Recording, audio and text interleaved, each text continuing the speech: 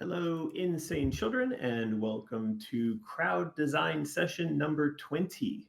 This is where we get together to collect your feedback, mainly on things related to Alice Asylum, but also we like to rate the various sounds that come out of people's microphones, maybe sound effects from their speakers or their keyboards or Martin's echoing. So you can rate those things on a 0 to 10 if you're interested. Today we are going to be looking at three specific things. The first is we're going to gather some comments from our patrons with regards to Patreon. That is the platform that unites us all and powers our efforts. And it turns out that this Friday, which is the November 1st, I am traveling to Los Angeles to join the Patreon people at something called Assembly. And that would be an opportunity for me to pass along some feedback from our patrons directly to Patreon staff. Then we're going to talk a bit about the domain of the Red Queen. That is what is emblematic of Alice's anger as she travels through her PTSD in Alice Asylum. We have done a pretty good job, and thank you to our wiki staff for that, of fleshing out the section on anger over on the wiki. If you want to check that out, there are links to the Asylum Wiki in the description below, so click on those. And then if we still have time, we may jump over to the community ideas section on the wiki as well. So again, links to the wiki in the description below, links to Patreon in the description below. And with that, I'm going to turn it over to our mods to see if they've got anything special to say or any special sound effects to make. No, just I don't think you're going to be getting any echo from me today. It's all good on my end. Oh my god, it's perfect. Did Martin say something? It's a Halloween Yeah. miracle. Shut your face. Sounds great, Martin. You sound fantastic. You sound like ye oldie BBC guy coming across the wire back in World War II. All English people sound like that. You do have a very distinctly radio microphone sound to you, though. It's special. All right. I did forget to mention that if you do have a microphone and it is hooked up and it's working, you can use the microphone emoji in order to indicate that you'd like to join in with voice. So yeah, do feel free to use that if you got anything to add. So with that, let's jump right into it. So first up, as I mentioned, I'm going to go to this thing in Los Angeles called Patreon Assembly. This is in large part thanks very much to our patrons for making our Patreon channel, I guess, one of the more successful. If you look at our ranking over on Graphtreon, you'll see that we are often in the top 10 for gaming related Patreon pages. And if you were to compare, I think, our monthly sort of revenue that we create, especially in those months where we're doing physical good promotions, like when we do our rabbit or our Cheshire cat, we may be somewhere in like the top 5 as far as Patreon channels are concerned. And of course, that gets the attention of the people over at Patreon. Now, I think Patreon's a really cool platform for what we're doing, but I think also that we are using it in a way that wasn't really what they had intended when they put it out there, which is that we do a lot of physical good promotions, and that sort of turns it into a storefront. And then we see, when I say we, myself and Martin, we see a lot of frustration for people who come, they want to partake one time in one of these promotions, and then they want to jump out, and fair enough. But the platform's not really set up for that. And I think the whole subscription and pledging model tends to scare a lot of people away. That plus the creator tools, I think a lot of people have mentioned lacking in terms of searching through previously created content, because of course we are using Patreon to catalog the creation of all the design work that's going into Alice Asylum. And if you were to want to go back and say, look up a specific detail of something that was discussed some months ago, that task is not easy. There's no proper search function. So anyway, we're looking for comments like that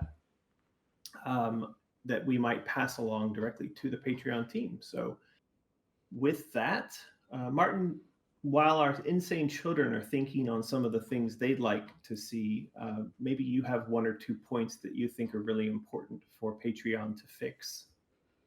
Well, they recently fixed some, didn't they? It used to be really difficult for us to actually check people's pledge history. For some insane reason, they only let you go back 3 months. But now they listened.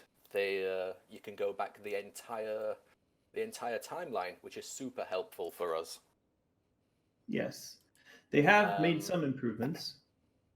Yeah, but also, their inbox could do with a little bit of work, being able to search for messages and mark stuff as unread. If somebody, I mean, like between me and you might read a message, and then suddenly that's marked as read, and I don't see that as something that's new and needs dealing with anymore. Yeah. So the inbox could certainly do with a little bit of work. Yeah, these comments actually, there is a Patreon creators private forum where you supposedly have direct access to the development team at Patreon. And so you'll see a lot of creators go there and they write kind of the same comments over and over. And those comments tend to include the things that we've just touched on here. People complaining that it's difficult to search through previously created content, people complaining about the data that Patreon outputs in terms of user data that we would use and collect for, say, shipping rewards or determining whether or not a reward should be shipped. I mean, one of the things that I've seen, I think that's emblematic of the issues that are related to Patreon's development, however it is that they do prioritization, is, for instance, that we do a lot of international shipping, and when you do international shipping, it's a requirement that you have the phone number of the person to whom you're shipping. Well, I've seen this pop up over and over and over again, that we plus other Patreon creators are asking that, hey, please collect the phone number when you collect the shipping information. And it's been over a year that we've seen that request going up and no action on that. It seems like a fairly simple thing, but just doesn't get done. So yeah, hopefully one day. I mean, clearly they're listening, but just in what order of stuff are they listening? So I guess it'll come one day. So Morrigan says that the infinite scroll is a pain in the ass, and Yes. I totally agree with that. Before, when I was thinking about how we use Patreon, so we're using it to collect all these ideas about our game. I really wish that in tagging the posts, we could do something which, if you were to click on a button, it would reorganize everything in sort of chapters, because you could imagine that, like, the work that we've done, if you were to reassemble all of our Patreon posts, there could actually be a really nice layout of thoughts and areas and characters and weapons and dresses. And it's all just a matter of organizing it. So one of the things I'm going to suggest to them is allow us to rearrange our Patreon writing into a sort of book, because I could picture that function could be really fantastic. It's also fantastic, I think, for if you were trying to attract new patrons and they want to be able to have a really nicely indexed and easy to flip through way of seeing the stuff that's come before. Because in the current version, it's almost like once you've written it and it's relegated to the infinite scroll, it's gone. Like, no one's ever really gonna dig around and find the old stuff. Yeah, there are tags and filters, but people don't use those. So Yeah, it's just either make it easier for people to search or make it easier for people to know how to tag through things truthfully. yeah, I agree. So the next comment down is, apparently there's a weird beat that comes through You. when I'm. It sounds what like you're is that? tapping the your beat. desk or something. Oh, sorry. I'll Um, try to control myself. there was also a microphone. Did they want to talk? Yeah. Morgan, do you want to talk or not? Still.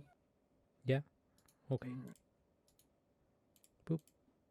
Hi, Hello. nice Hello. to meet you all. Salutations. Uh, Hello. As far as it goes, a few of these suggestions so far have been fabulous, but the infinite scroll is actually super daunting. Like, not just for finding information, but if you click on something or you click on an image or anything like that, and it takes you out of the infinite scroll for any reason, hitting the back button is the most atrocious thing, because not just do you get popped back to the top of the infinite scroll, if you're like 50, 60, 70 posts in, you have to go and scroll all the way back through all of that content, and it is quite literally the worst and most agonizing thing to have to do at all. Yeah. Um, and like, I know that there's some infinite scrolls that are fabulous and whatnot. Everybody loves Facebook infinite scroll, but I hate it. Just infinite scroll in general just doesn't, like, especially when you have an archive of information, it really doesn't do the job, in my opinion. And I think that it's great for like new people and everything like that, but there should be something that makes it significantly easier for people to be able to browse the content. And that's definitely, like, I've always seen it as a pain point. Like, I'll stop browsing old histories because it gets so obnoxious after the sixth or seventh time that I've clicked through and have to like re-scroll through all of that content. Yeah.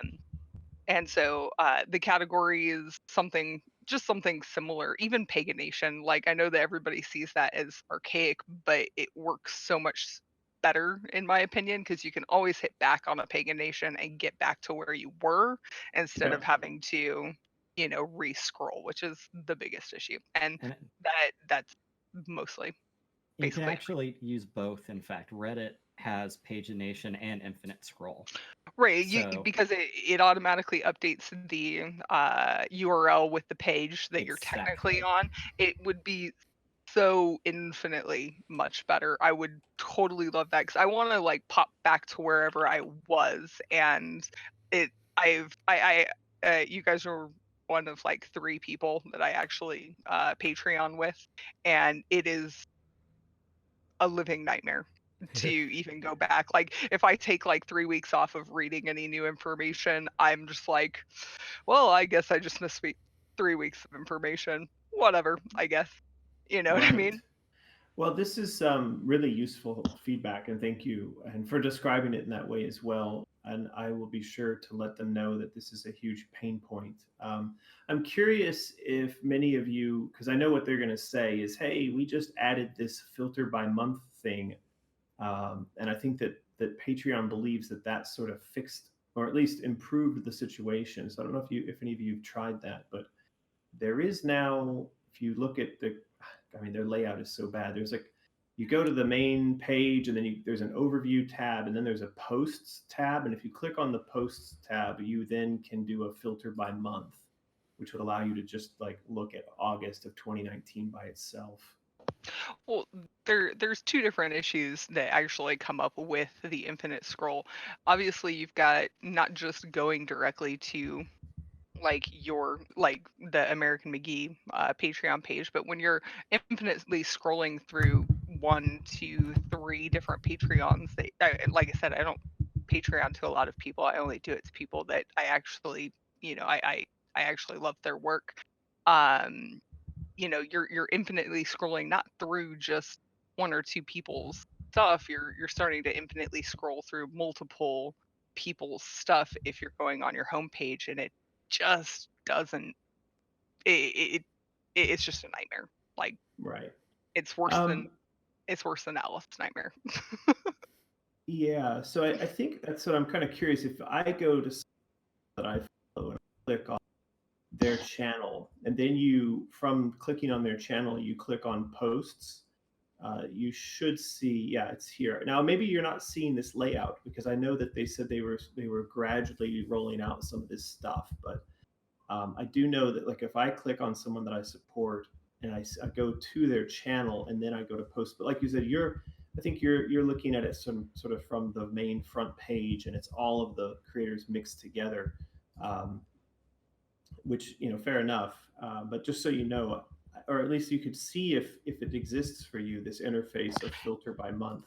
It does look like it does exist, and it looks a lot better. It's still an infinite scroll sort of situation, which, c'est la vie, which this does make it infinitely better, but now I have to not just scroll through like the month, and then, well, if I get to the end of the month, now I have to go back to the top, choose Yeah. the previous month. Does that make sense? It still doesn't really Yeah. fix the infinite problem. Like if I For want to go sure. back and look through this information, it's just still impossible. Like not impossible, it's obnoxious. Well, I mean, to me, I think Patreon, if it's a content creation platform, which is what they claim, then it ought to have created content sort of curation and navigation tools equivalent or to the task of, I mean, look, we create a lot of content. There's a lot of art. There's a lot of story. And I'm sure, a lot of the channels that I follow, they also create a lot of content. But like we've covered here, once you've created something and thrown it up onto the platform, it basically vanishes into the black the ether. hole of the past. Yeah. No, So that's absolutely. a shame. So I'll definitely bring this up with them. I think everybody's on the same page. Absolutely. And it's the same thing for like comments and stuff like that. If you want to like go through the community stuff, like see what other people have commented, it's the exact same experience. So definitely Right. that's my big thing. So thank you for your time. Yeah, no worries. Thank you so much for the comment and also for your support. Really very much appreciated. Thank you. Bye-bye. I might have remembered some news. I don't know if this is going to be like one of those new laws they bring in, or if it was just Facebook specific. But I think lawmakers were trying to outlaw infinite scroll. They see it as some kind of gambling/gacha mechanic to keep people on their page, to constantly want to know what was next. I would love that as a web developer to get rid of infinite scroll. That would make my life easy. But I haven't heard about a law being passed. Yeah, I don't think that's going to get passed, and it's absolutely Facebook and others. There's even the story out there about how they, at the top of your Facebook page, there's a button to kind of refresh the social stuff that's going on. I'm not saying this the right way, but anyway, that button press is also linked into the sort of addiction mechanic stuff. It's all about keeping you on the platform. So the problem is that Facebook is an addiction machine. The idea that they're going to pass some law that's going to somehow undermine the fact that that's the core business, I mean, I don't think it's going to happen. Yeah, I guess. And by the way, if anybody's interested in this topic, there's a really fantastic that was just released called something. Shoot, I just forgot. It's called something capitalism. I'm actually reading it, and then I forgot the name of it.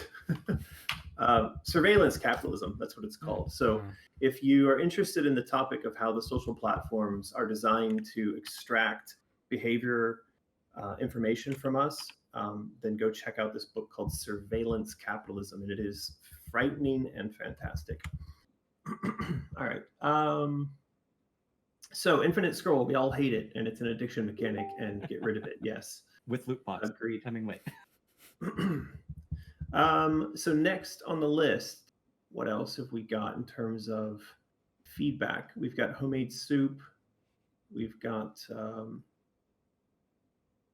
listening as I saw the cheese. I don't understand it. That's a euphemism for farting. Oh, I saw a chase. Sorry.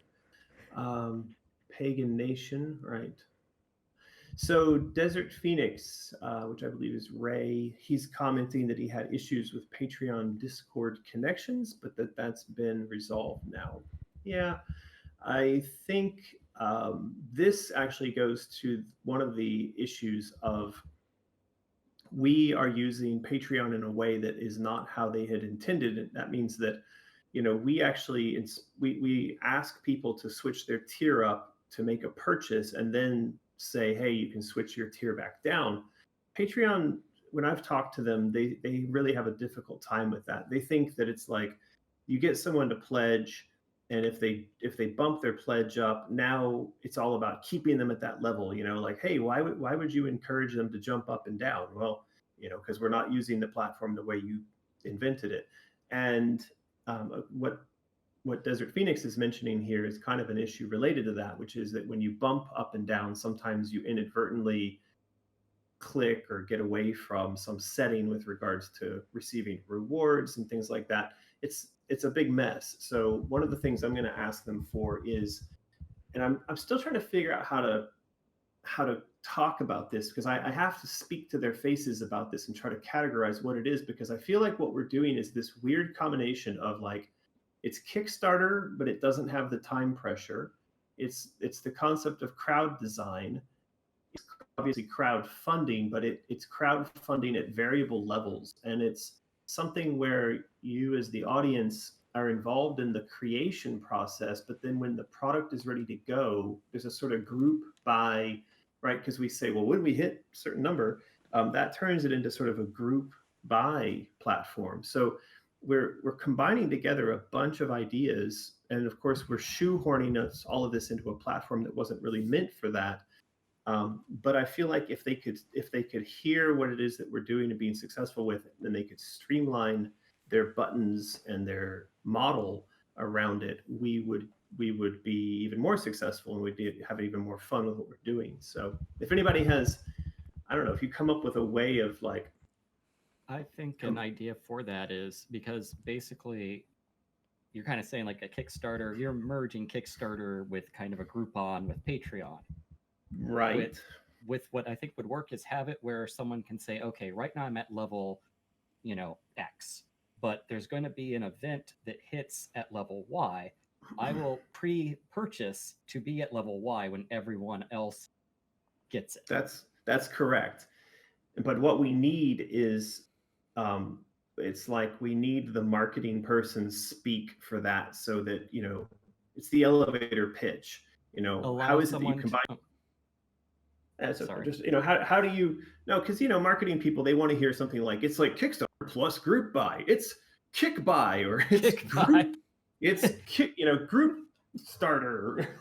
I don't know. I mean, literally, this is how their brains work. They want it to be captured in a way, but also because it has to be sold. Here's the thing. We had a year of massive resistance when we first got onto Patreon, because a lot of people just didn't understand it, right? And there was a lot of negativity about it. That kind of resistance is something that people in marketing are very much aware of, and they know that it's a lot easier to sell somebody on a concept that they think they've already heard of than it is to sell them on something entirely new.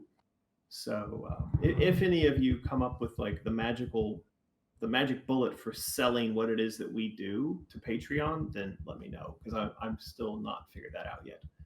I think Morgaine had a good point of have it where it's a one-time upgrade, where kind of, as I said, you set it as a, hey, remind me when this is going to go into effect. So like the White Rabbit or the Cheshire plush, we had a goal, and then everyone started saying, all right, I want to be reminded.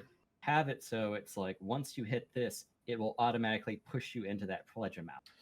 So yeah, I agree. So I think that's sort of like a purchase goal or something, where when you click on that goal, you can say, yes, I want to subscribe to this goal, and it automatically sets you up that when the goal is hit, you get a one-time charge, and you get the thing sent to you, and you never have to touch your other settings. Correct. Yeah. So it's like Pay a the difference button.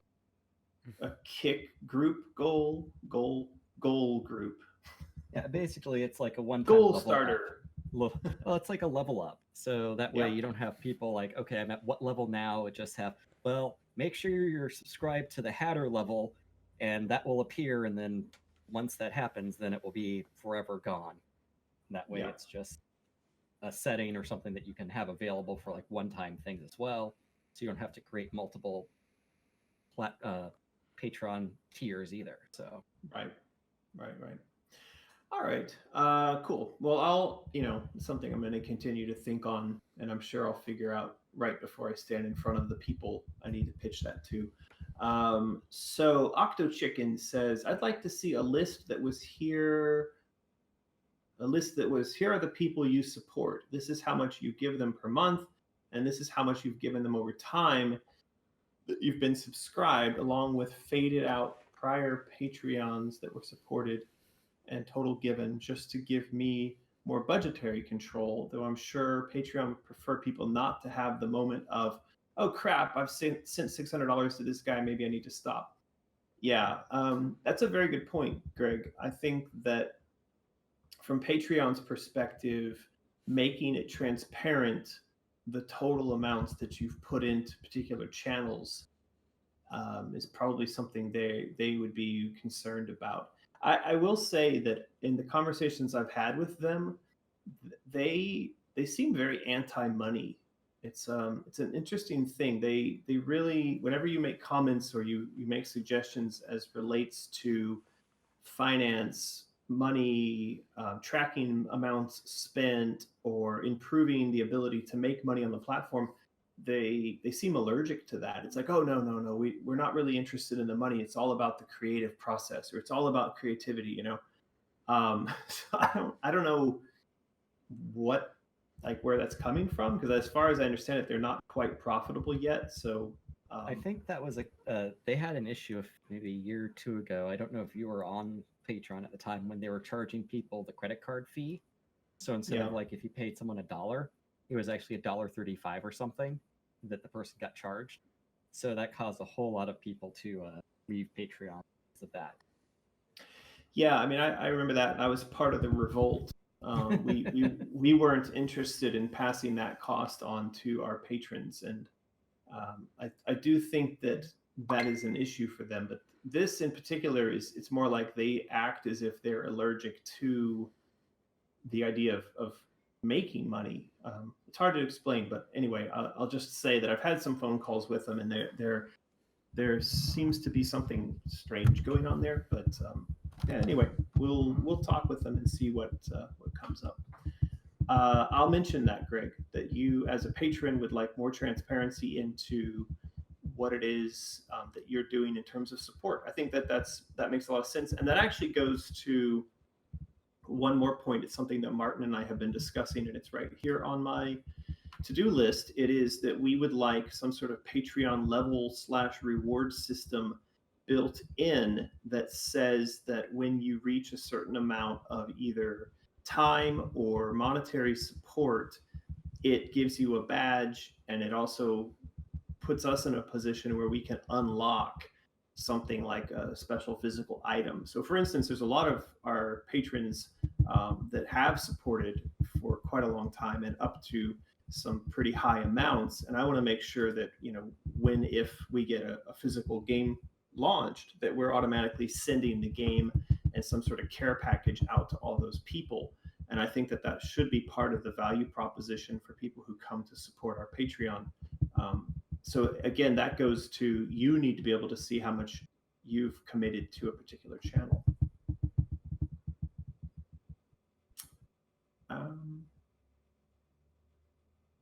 So we've got level up subscription, says Morgan. That sounds good. Group kick on. We've got Luca here.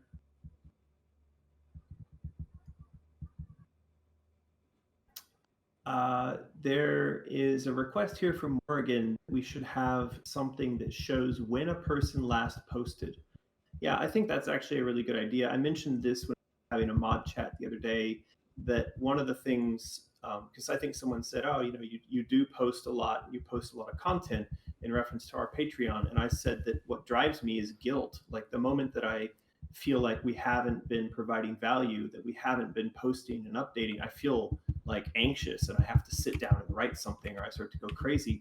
But I do know that there are Patreons that I follow that they don't post. Maybe they post every couple of months. And, you know, there's a few that I unsubscribed to because the time between their posts just got so out of whack. So I think that's a great comment there, Morgan. Not only for you as patrons, but I think having that clock ticking up there, like it's been, you know, 72 hours since your last post, to the creators is also a good thing. Ray says, hey, I've been a patron a long time. I've given you has been well worth it. Well, thank you for that, Ray. Very much appreciated. Lucas says he loves all the art prints he's gotten. Just for transparency, I mean, this is one of the things to Patreon is that we could help to enable them to enable other Patreon creators to send out physical stuff. So, because I think that part of Patreon, if you're making stuff and getting support, you should be sending people things. And we are in a position in China to have really low cost shipping and also access to product manufacturing. So I've mentioned this to Martin before. This could become like a side business that we hire up some people to handle to help other Patreon creators to create physical one-off interesting items. And so I don't know. We're gonna have a chat with them about that and see if there's anything to that. Yeah, that's the plan. Yeah. What else have we got?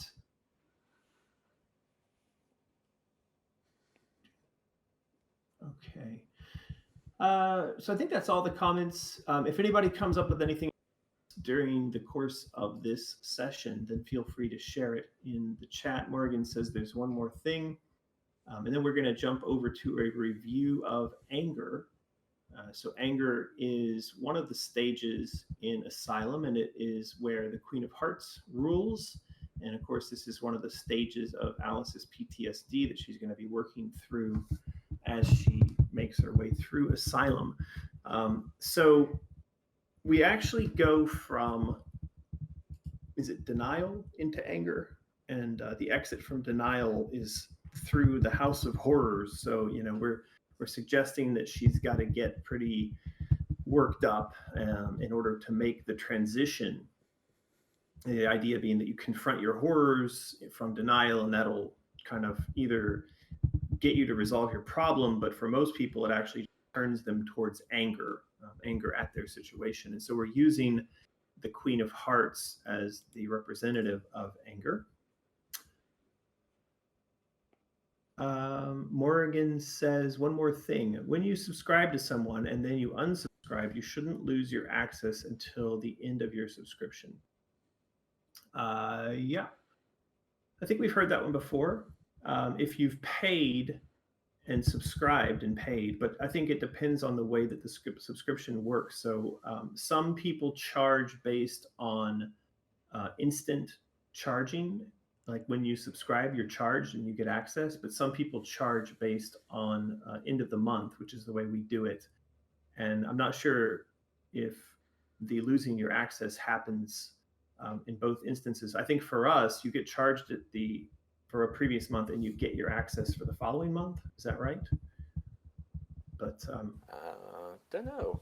I would assume that the charge is for the month you had, like you've said before. It's like a bill. You use your electricity, then you get paid for it. But isn't it the case that you don't get Discord access until you're charged, and then you get it for the following month after you were charged? That is true, yes. So it's yeah. And the only solution to that is to have a charge on subscribe, but we can't do that because we use our subscription data to power our physical item fulfillment. And if we did charge on subscribe, it would make Fontlord die, apparently. It really would. Yes. But this kind of goes to the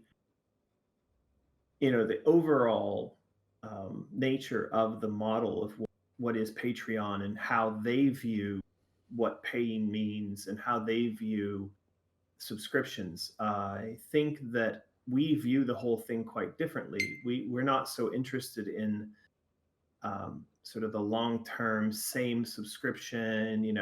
We actually can kind of envision the whole thing moving up and down depending on what it is we're doing in terms of content delivery.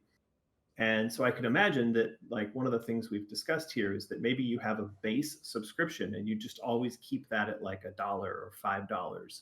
But then you've got the ability from time to time to hit a power up, and that then enables you to gain access to something special.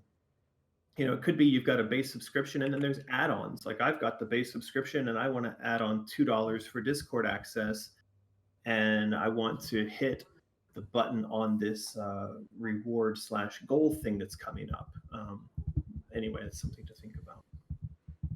Like modular tiers, kind of.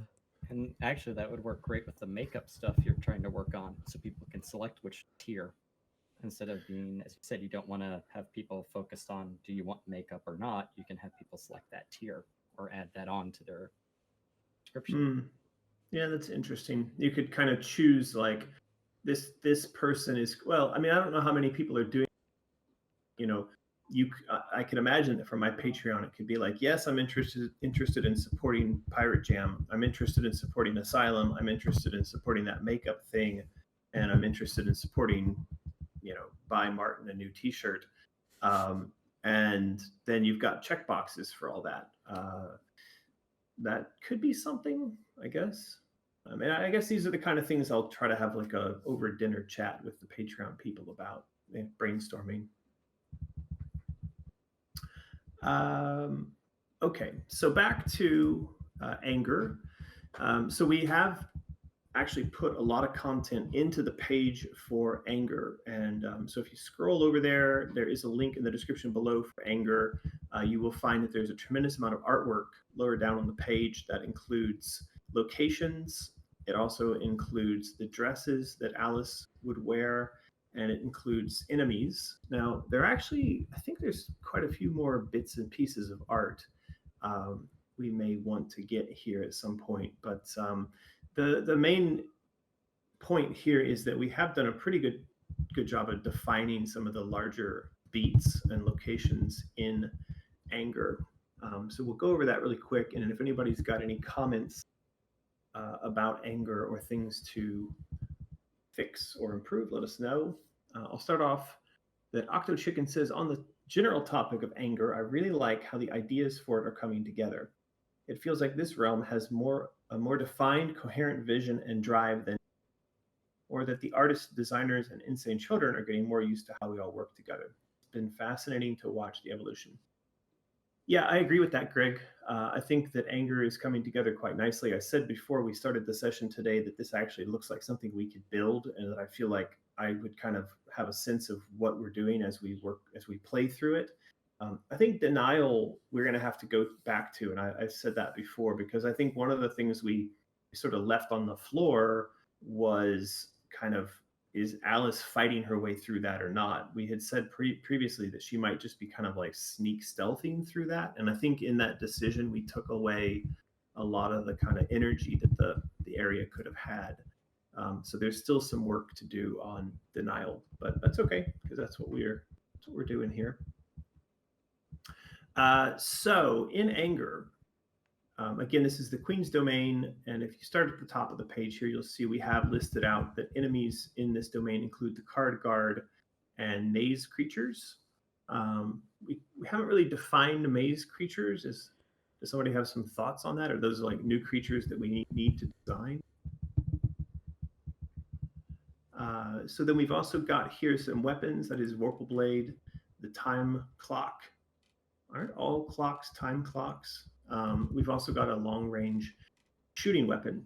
So it sounds like there's a couple of elements here which need definition. That would be the time clock and the long range shooting weapon.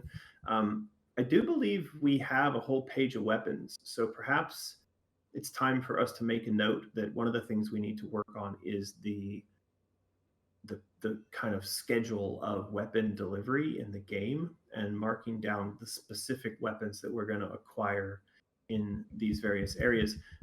On the note of weapons, I would really like that in anger, we see Alice able to do battle in a very visceral, bloody, messy kind of way. So she's going to need the weapons to make that possible. And I'm hoping that that's going to include everything from sort of the equivalent of machine guns and rocket launchers to grenades and bombs and whatnot. Because I view the area that she's entering into on the outskirts of the Queen's domain as a sort of battlefield type environment. So there ought to be a lot of shooting and blowing up going on there.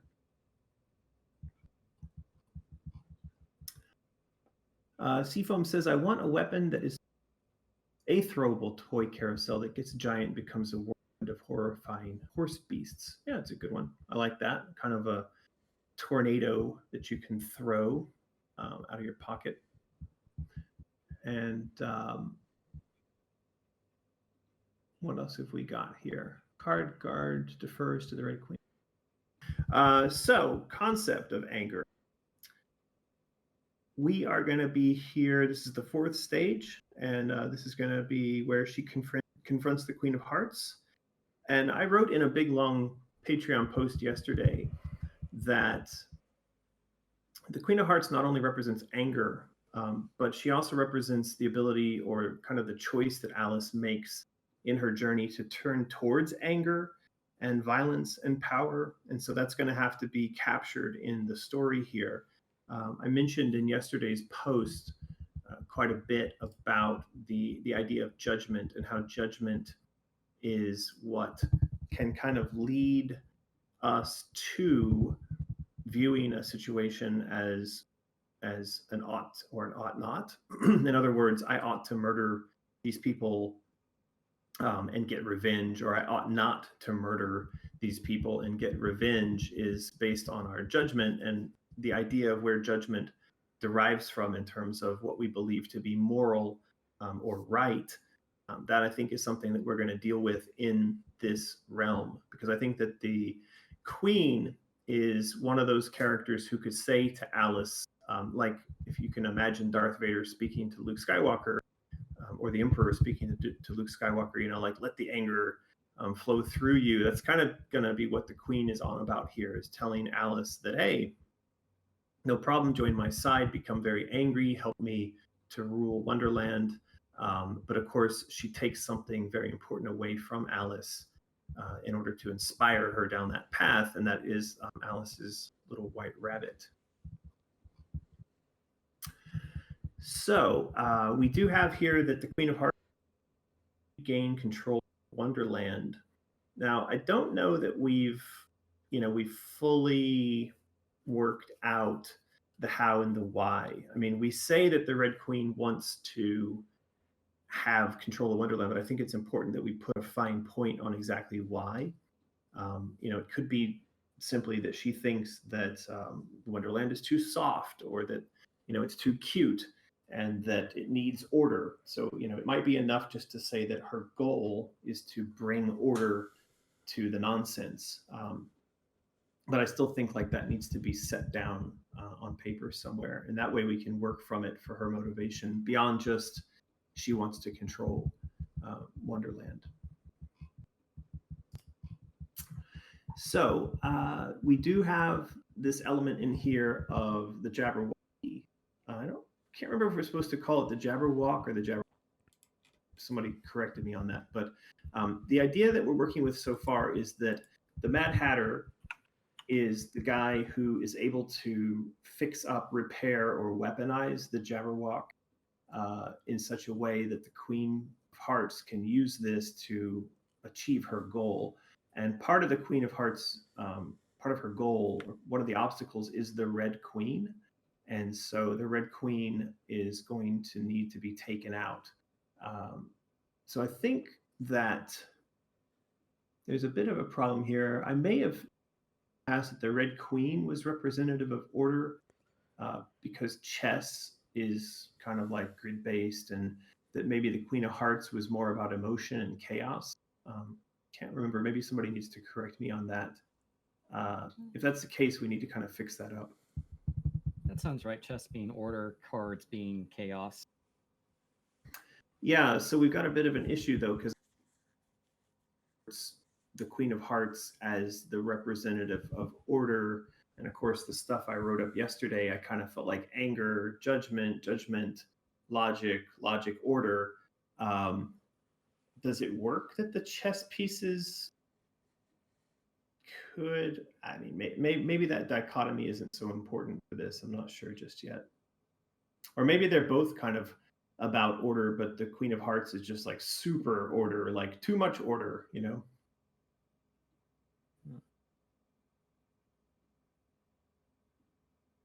All right, well, this is something, again, we'll put a note on this. We might need to come back and kind of fix up a bit. So, yeah, the Queen of Hearts, she's going to take Alice's little white rabbit, and she's going to tell Alice that, look, you got to be on my side to help me defeat the queen, the Red Queen, and in order to do that, we need to use the Jack. But in order to fix him, we've got to go and get the Mad Hatter to fix him / weaponize him. So that sort of sets up the general structure, the nature of what's going to happen inside of this realm. So Alice is going to arrive. She's going to fight her way through the Queen's defenses. We have been kind of messing around recently with the concept of the knave, and so I think there'll be an element where Alice encounters a knave. It probably is going to look like some kind of subterfuge, like, you know, the knave is on Alice's side. Hey, follow me, do this. You know, we can overthrow the queen. And then at the last minute, it's like, haha, you know, you're not overthrowing anything. You're captured, and now you're going to do our bidding. So that's kind of the general outline for this zone. Does anybody have any comments or questions on that? As long as there's tarts involved with the knave. Of course. So Octo Chicken says, a suggestion. Perhaps the Queen of Hearts tells Alice that the Red Queen is the one that the rabbit. In other words, it's misdirected rage. Alice wants to tear the Red Queen apart, thinking she's the problem. I think that's a pretty good concept. Yeah, I think that the rabbit could kind of vanish, and Alice isn't sure who has it, and then it could end up that the Queen of Hearts says, you know, this is the fault of the Red Queen. All right, well, we'll scribble that down, and I'll see about if it makes sense to write it in that fashion. But I think that that's an interesting idea. Lady Bladed Black says, whimsy is nonsense, and nonsense is unacceptable. Yep, this is true. Truth Decay. I wonder, how does Wonderland change? Alice progresses through the different emotional stages. Perhaps the Queen's desire for control and order comes from the changing landscapes of Wonderland as they morph to the ebb and flow of Alice's emotional tides. That could be a motivation. It might be too similar to the Queen's motivation in AMR, though. Yeah, I mean, I don't know. You know, for instance, we're not going to have the perspective of being able to see all of Wonderland changing as a function of Alice's emotions. I haven't envisioned that yet. I mean, I guess we have said before there could be a kind of emotional seasons, but it would require that we're able to backtrack and see the effect of those emotional seasons. We're still uncertain if there's going to be that kind of sort of backtracking, but it's something to think about. As far as that being the motivation that the Queen wants to kind of stop the changing of the seasons, that could be part of it, but I think there's still something at the core of that we need to get to. So Desert Phoenix has popped up the microphone emoji. So Desert Phoenix, if you have a microphone and you're ready to go for it. Can you hear me? I can. Hi, how goes? Hey, going very well. How are you? Good. On the point of where it says the Queen of Hearts attempting to regain control of Wonderland through the use of anger, violence, and power. What about the thought or concept of like realm-specific weapons? And like in this case, of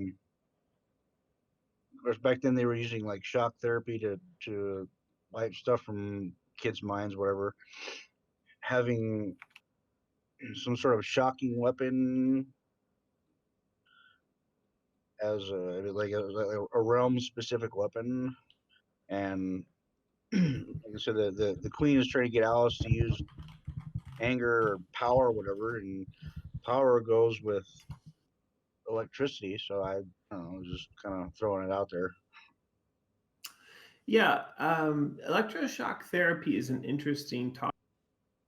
We've actually looked into that. We looked into it for Madness Returns, in that it would have been interesting to include it in some fashion. But what we found was that ECT wasn't invented until the 1930s. So it was about, not quite 100 years later than our story, 50 years later than our story.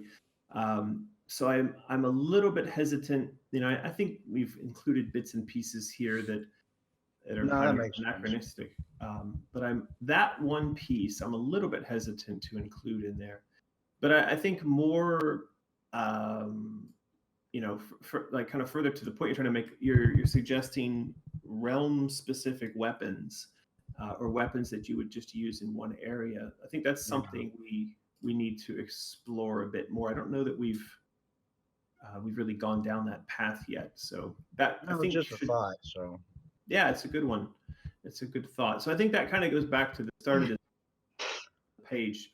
We do need to put some more effort into the actual list of weapons and then where we're going to uncover those weapons. So I think that's something we're going to work on again quite soon. Have you got any other bits you want to share today, Ray? no, it just kind of popped in my mind. I wanted to get it out before I forgot it. Yeah, I really like electroshock therapy as a concept, and I wish we could use it. I just don't know, that it fits with the time. They were doing things like trepanning, giving people lobotomies, things like that. But I don't. We never found any record of them using electroshock. So, all right. What else have we got? Alice on Elm Street says just use leeches instead of shocking. Yeah. Somebody says they wrapped electric eels around their heads to shock them in Alice's day. I'm not sure about that.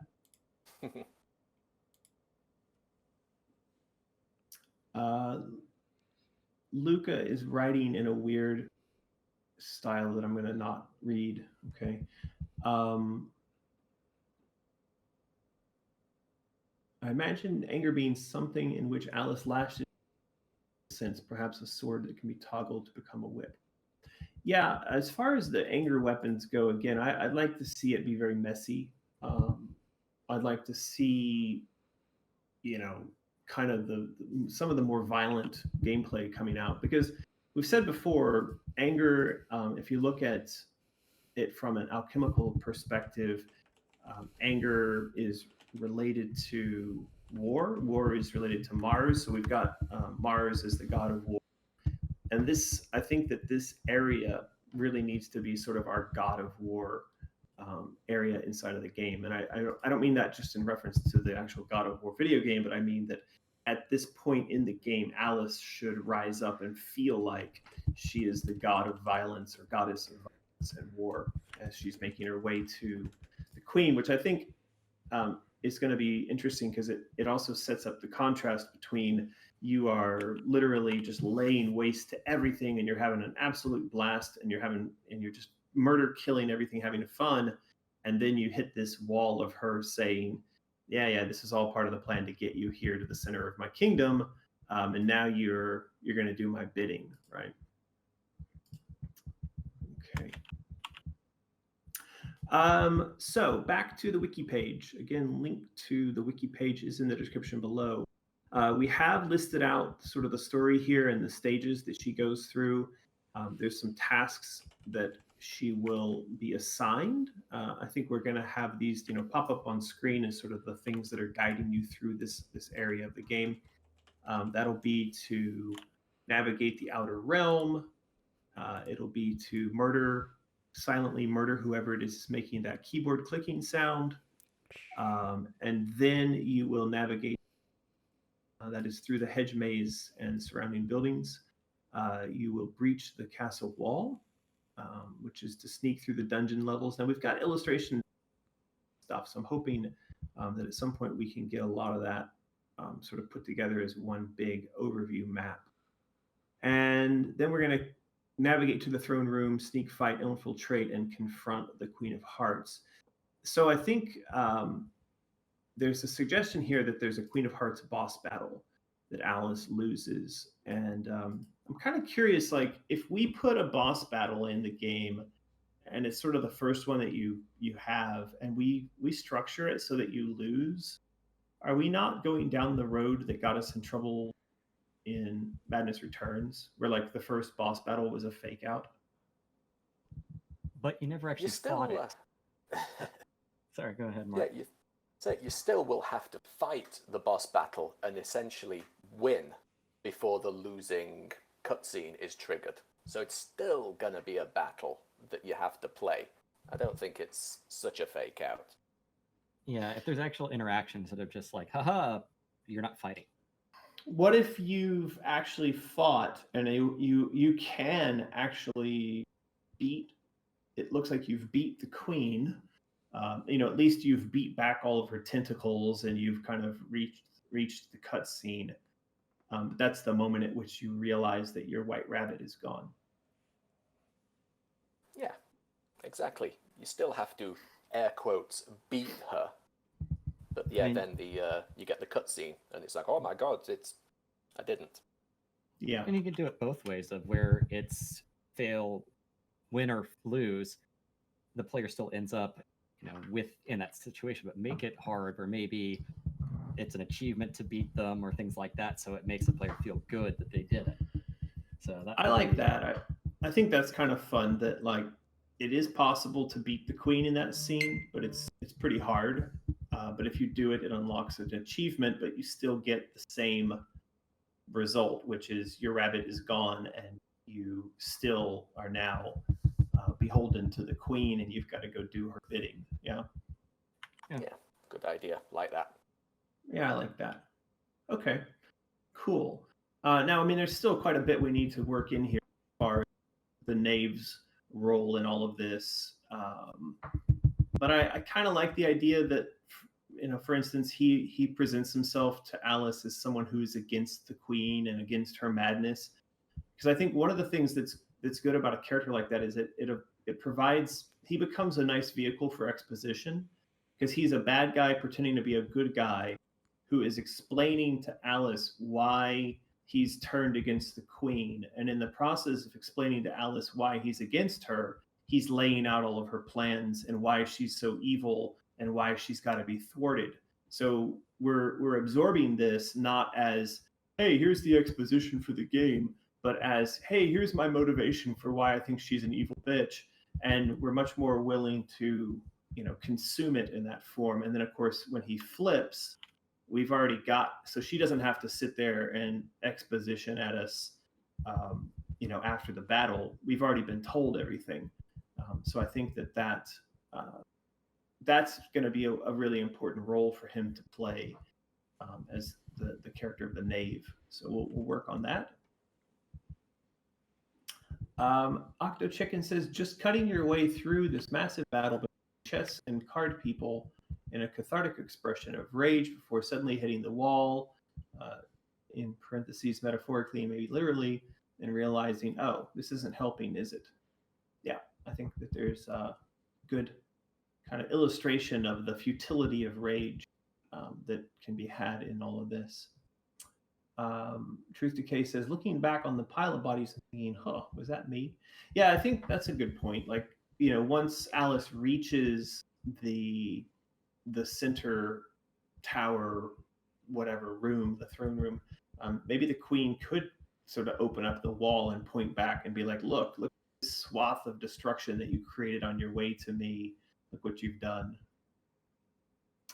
So Octo Chicken says, being forced to lose boss battles and cutscenes is a bit annoying. It feels like a cop-out, unless it is structured in some way like a beaten Queen of Hearts. It's like, you win this round, but if you kill me, you'll never get your rabbit back. Only I know where it is. Yeah, but I think what we've said here is that we would actually to beat the queen, and you'd unlock an achievement, but of course it's not easy to do. I mean, I also found that when I was playing, speaking of God of War, there are a couple of battles you have that end with you sort of don't win. It sort of translates into some dialogue, and I always get cheated by that, but maybe that's just me. Lucas says, how many guards will the queen send at her? All of them, says Megas. Yeah, this is actually one of the things that I think is really important when we do start to talk about enemies and weapons. one of the things that I think I've said before that frustrates me about modern day games is the level of detail on the models means that you can only put a limited number of them on the screen. Now, this has started to get better with higher power systems and better game engines, but the idea of hordes of enemies, was really kind of taken away from us by the complexity of the 3D models.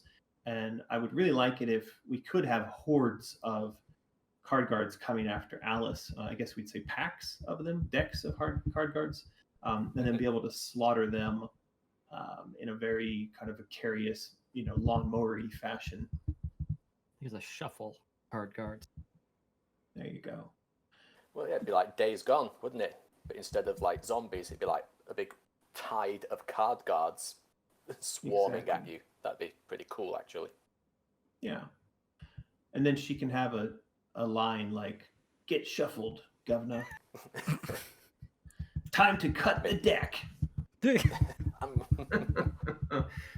Something like that. Yeah.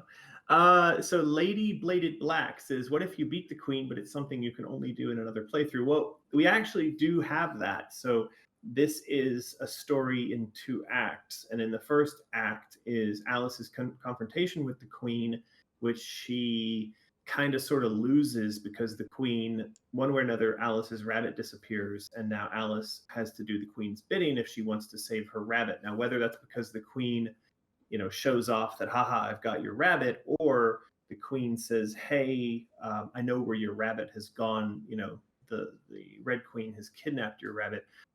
Whichever way we take that, the idea is that at some point you will return to the Queen of Hearts domain and you will have a confrontation, and in that confrontation you will beat her.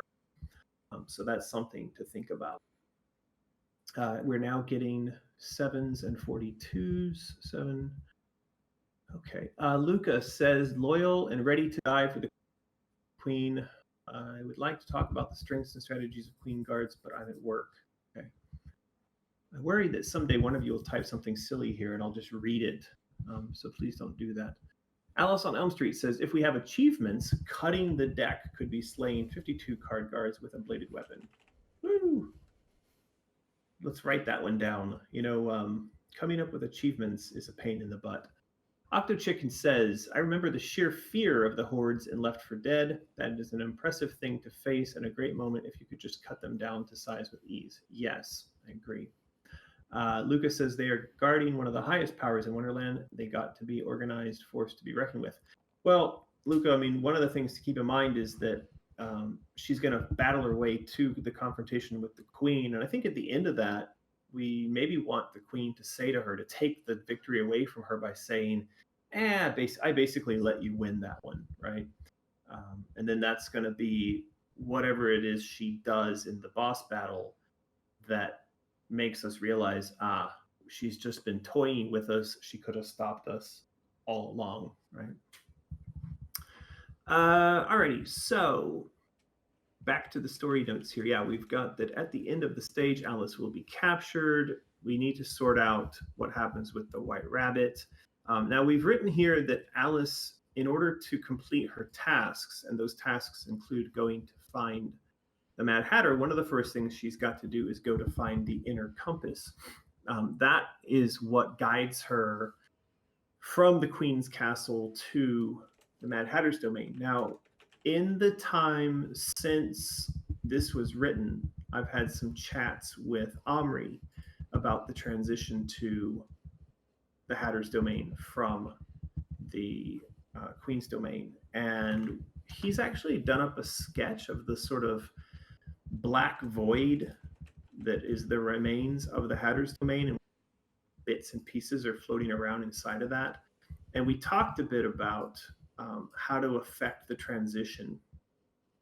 So I'm going to paste into the chat here on Discord the picture that Omri did, and it's kind of an odd one. There's not much to it. It's really black space, weightless, and there's a bunch of chunks floating around, and at the center of that is what's left of the Hatter's domain. I don't know that we want to get fully into it right now, but I think there's gonna come a moment where it's important to talk about how the Hatter blew his domain up, like what he was trying to do. and also the representation of bargaining within this realm. And I've got this idea that we're not necessarily going to see Alice bargaining. We're going to see the Hatter is the one that's sort of begging for relief or begging for the situation to be resolved. And also, I'm sort of toying with this idea that what blew up the Hatter's domain was his poking and prodding of the nature of reality, and that he started to get to the core essence of the fact that Wonderland is a simulation and that it doesn't really exist except within some sort of, in his mind, there's some sort of mechanism that runs the simulation of Wonderland, including himself, but he doesn't quite understand it. He doesn't know what it is. All he knows is that in the process of trying to plumb the nature of the reality in which he exists, he blew himself up.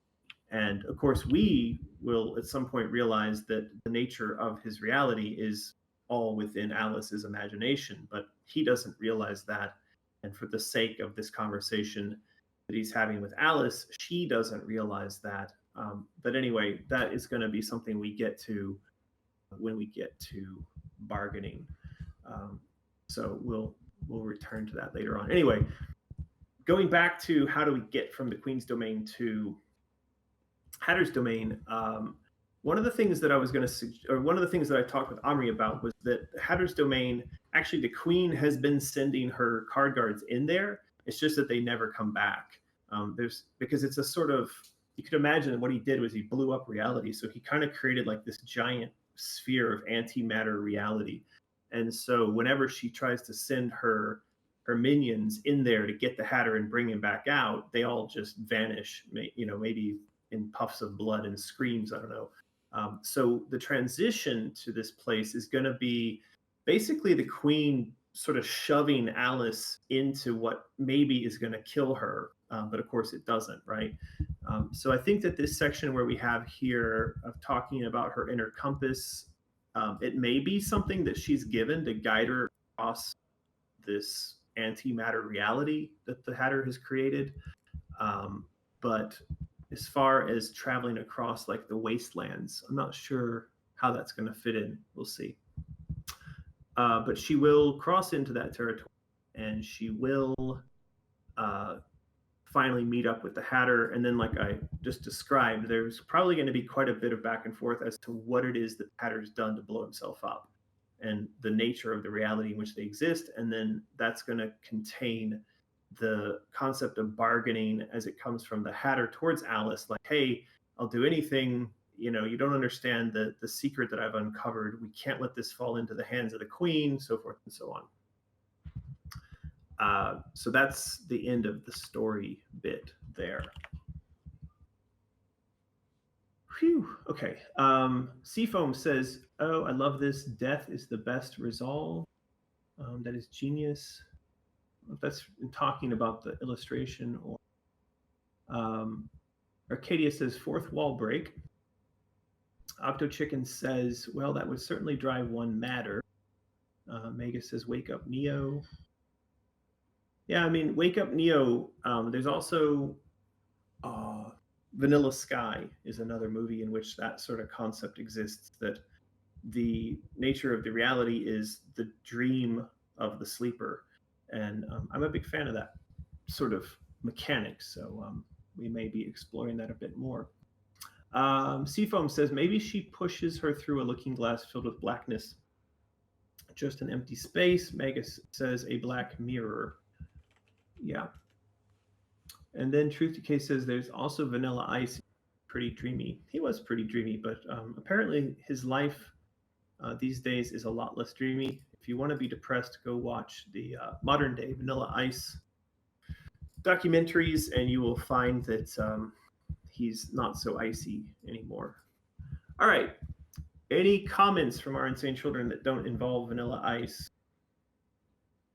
Now is the time to throw them out there. So we do have some story notes here. This is, let's see, what have we got? We've got the theme of anger needs to be reinforced. Area. Alice's actions won't always make sense. She's driven by anger. She's unable to think clearly or logically. Yeah, I mean, this is what we've said about basically her being a war machine as she goes through this. The second point is also about the senseless killing, disregard for sides. Again, just Alice as a weapon of death. And she's sort of impartial murderer of anybody that gets in her way. Says here something about meaningless sacrifice. Sent on a mission to save a chess piece from the dungeon, but she finds a way to fail at that mission through lack of concern. I really like that. That's a really good concept right there. Wonder who wrote that there. Defeat through anger. So Alice needs to lose the fight against the queen in this round. Yes, this is right. Her anger should overwhelm her. Yeah, I really like this meaningless sacrifice idea, this mission that she kind of screws up, that maybe she's sent to retrieve a bunch of pawns, sort of innocent pawns, and then she inadvertently or she decides to blow them up in order to accomplish her goal.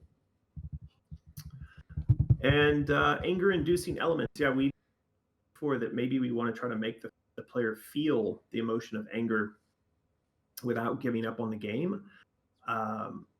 So, for example, a cannon on a castle wall which lobs shots at Alice through the level. This will increase the player's feeling of anger. So I think this is something we need to do, because what we might be increasing there is not anger, but frustration. And frustration can lead to anger. So I think one of the other ways that we'll want to try to couch this is that what could we do to Alice that just gets her to anger without frustration? That's the challenge there.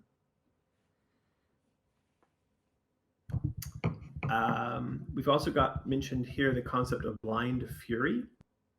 So find a way to represent anger as a blinding force, so that maybe Alice can't see anything. And I really like this too. I mean, maybe elements in the environment, everything kind of fades away and all that's left are kind of targets, and that you can just kill targets indiscriminately. And of course, then when you come out of this blind fury, you realize that some of those targets you indiscriminately murdered were innocent and not needing to be murdered. And then finally, we've got here that it's heart pounding, adrenaline rushing, shaking, lack of control, all the elements of fight or flight response. And so how do we capture those? Yep, that's right. So there you go.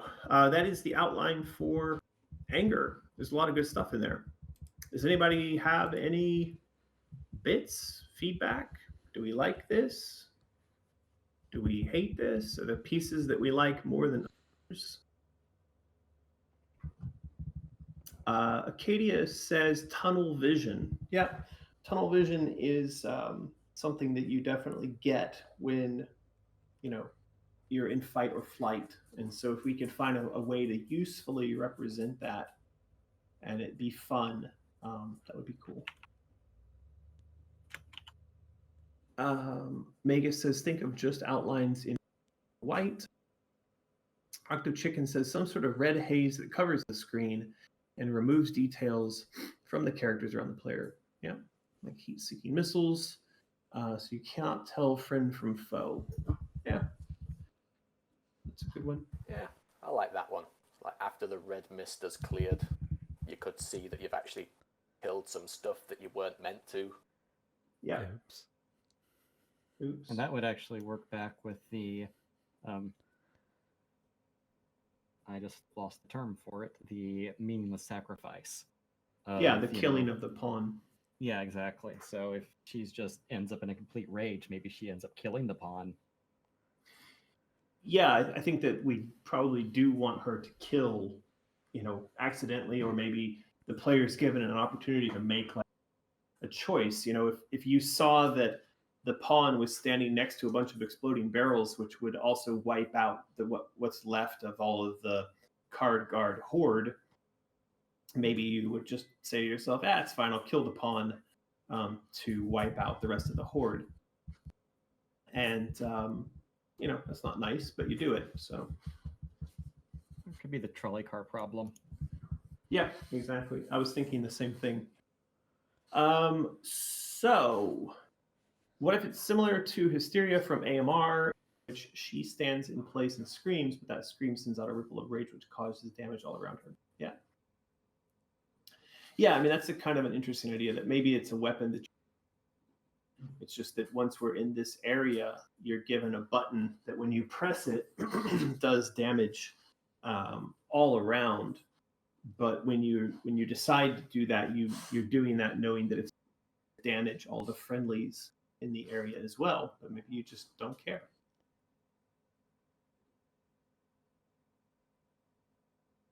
Okay, well, that brings us to the end of anger, and I think we've made mention of a couple bits that need further fleshing out, like the weapons, when we give out the weapons, and also the discussion with regards to sort of the turning point of how exactly Alice's rabbit is taken from her, what that conversation with the queen looks like, and also how the knave will be inserted into this. So there's a couple of points that we ought to drop into the wiki for further exploration.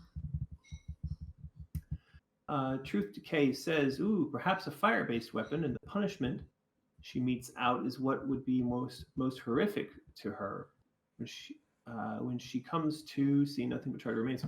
That's a really good point.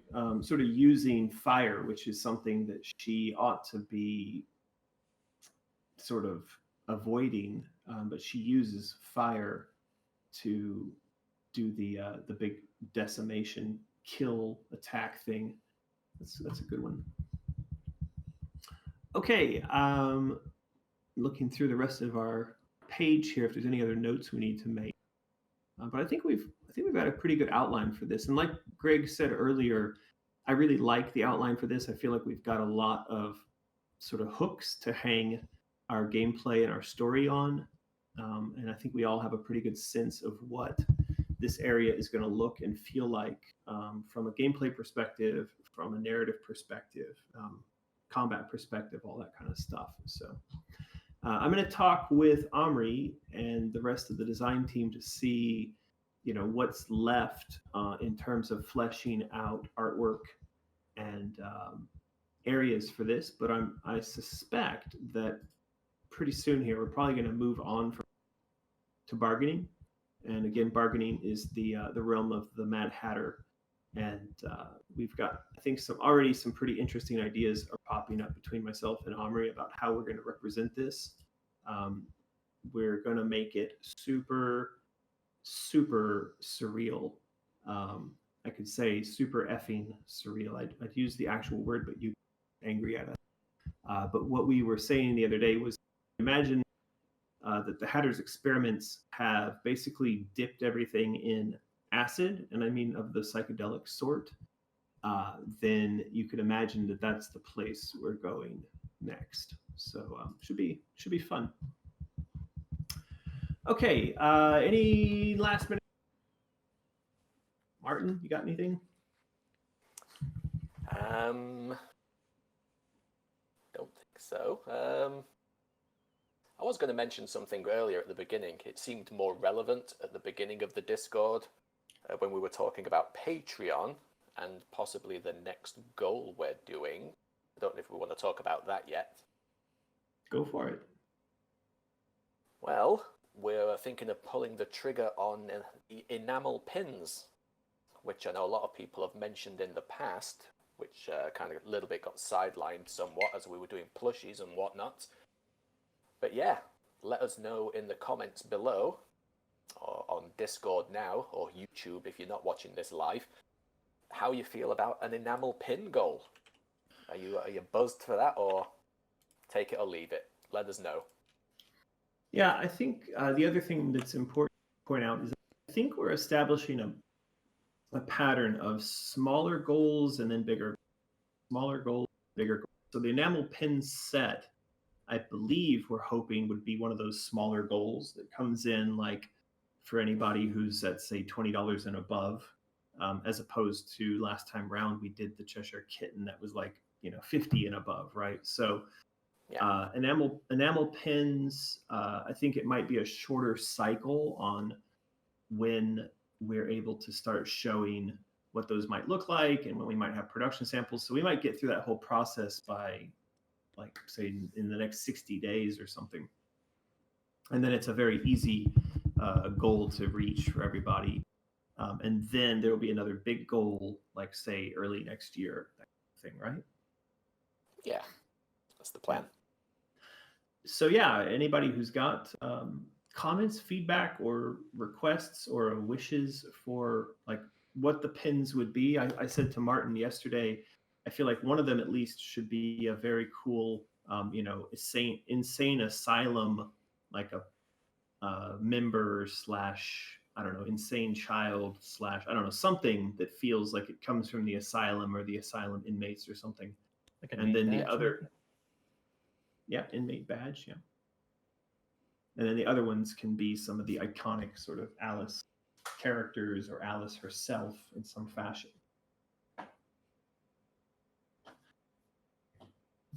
So if you've got ideas for what you'd like to see, what would be useful, do let us know.